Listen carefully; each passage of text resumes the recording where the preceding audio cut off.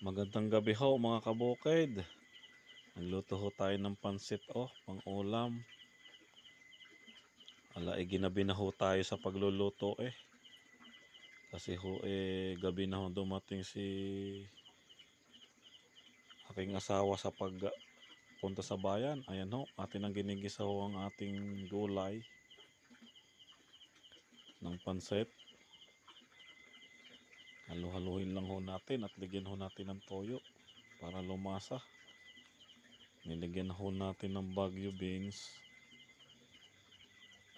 at carrots ho. Ayan ho, halu-haluin muna natin ho para lumambot ho ang ating mga gulay mga kabukid, para ho pag kinain medyo malambot. At ligyan na ho natin ng repolyo mga kabukid. Ayan ho, at medyo ililigay ho natin yung ibang repolyo at palambutin na ho natin maya maya. Pag okay na ho yan, lumambot na, ay atin na ho ililigay ang pansit, pati ingredient. Yan ho, aluhin po na natin kasi ako'y nangabulol na haluin pala natin mga kabukid. Yan ho, para ito na ho ang pinakamadaling lutuing ulam gabi na ho kasi. At ligyan ho natin ng konting tubig para pang kuluho ba, para lumambot. Lagyan natin ng konting asin para medyo lumasa. Ako'y gutom na kumukulo ng aking tiyan. Anong oras na? Ngayon pa lang ho kami nagluluto, gabi na.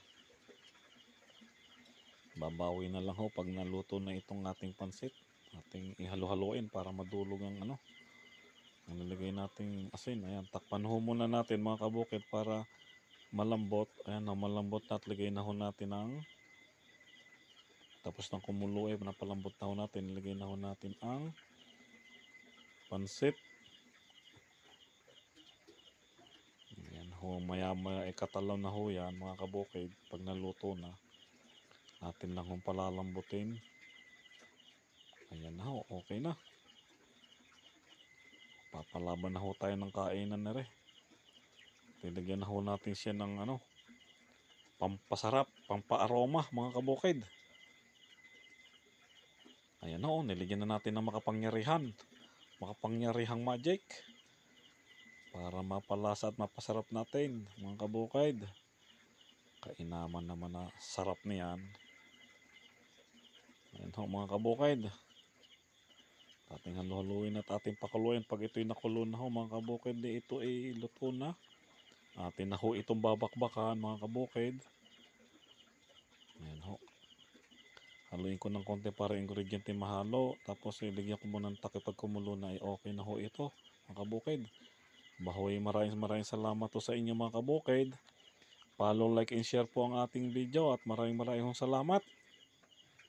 Uy, titikman ko ho. Uy, masarap na. Tamang tama na ang lasa mga kabukid.